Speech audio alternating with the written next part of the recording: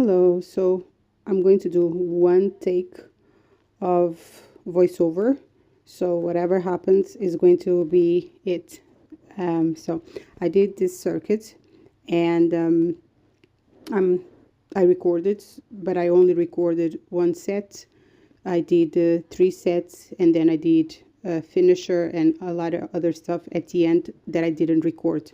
But especially for beginners or somebody that is short on time, this is a circuit that is quite complete when it comes to working the legs for to stimulate different muscles and also different movement patterns.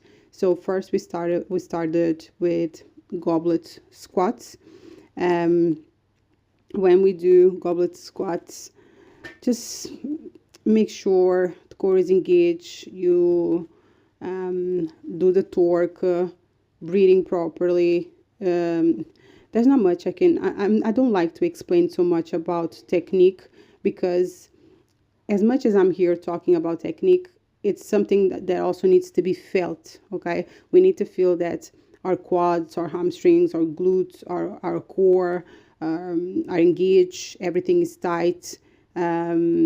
We are breathing with the movement, and we will know actually when our technique is perfect and when it's not perfect. We will actually know. We will know because maybe a muscle is not the quads are not responding, the glutes are not responding, maybe the hamstrings, or maybe there's some tightness everywhere in another place, or maybe the breathing is not actually flowing because you're holding your breath.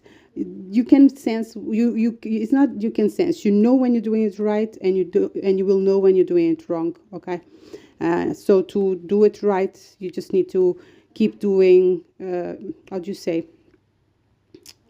isolation exercise to target different muscles, and then keep doing the compound movements, then to bring everything together and make sure that all the muscles are also working together to be able to do a complete movement like squat, lunges. But isolation is very important as well. Okay.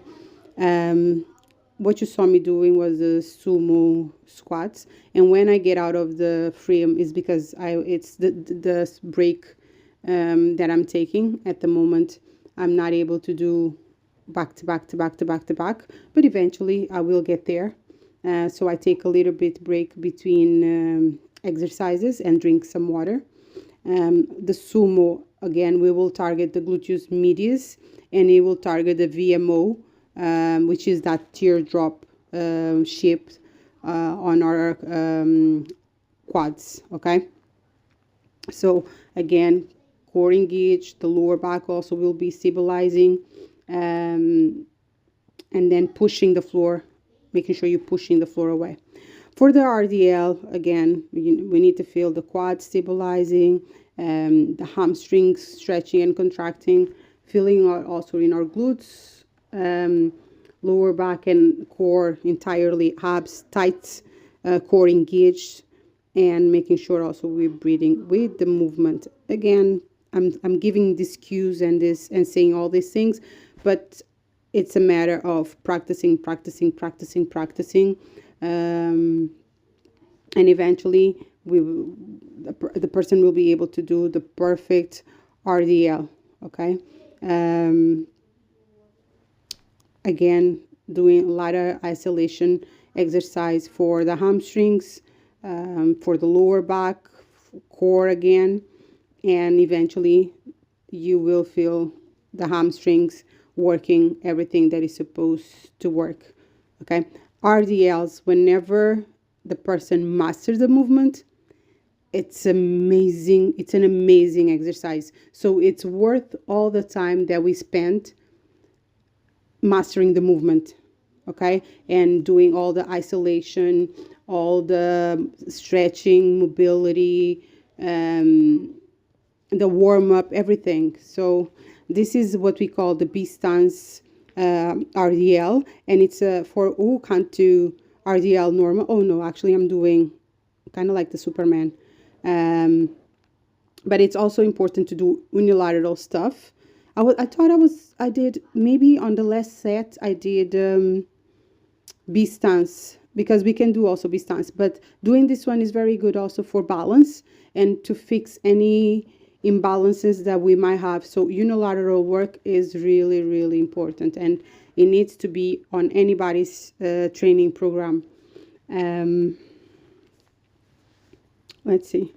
Actually, it was with the B stance that helped me improve my RDL in total. Okay, but this is not the B stance. This one I like it mostly to learn how to stabilize my hips and not let my hips twist to the side where I'm holding the kettlebell. Okay, so this is a very good for stabilization and of course for balance, but we will feel it on our glutes and hamstrings as well, and core. When it comes to break rest between exercise, I would advise for beginners to wait at least a minute. But for people who know their bodies and know what to expect when it comes to recovery, is basically making sure that the muscle is ready to go again.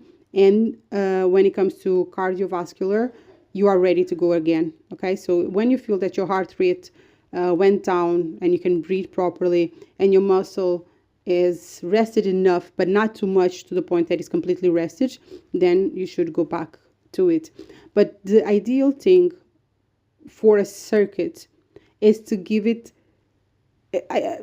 as short rest as possible. If possible, just go back to back to back to back to back. Okay, but if not, aiming for maybe kind of like the Tabata setup, maybe 10 seconds or 15 seconds, max maybe 30 seconds. But a circuit, the intention is to make it intensive while we're working the muscles, kind of like a strength and conditioning. So you're not going to take a big break when we're doing circuits, especially because the weights are relatively light. We don't need that much of a rest because we want to also keep the muscles alert. Okay, so take that in mind when doing a circuit. Don't go crazy on the weights unless it's a strength and conditioning. So the last exercise that is still part of the circuit is the walking lunges. I just thought I recorded on the YouTube frame the walking lunges, but I didn't. So this is the shorts and reels video that I made, and I'm just going to add here to be able to finish this video. So of course, walking lunges are really good for quads, glutes, hamstrings, balance. An amazing exercise when it comes to functional movement. So really master your walking lunges as well.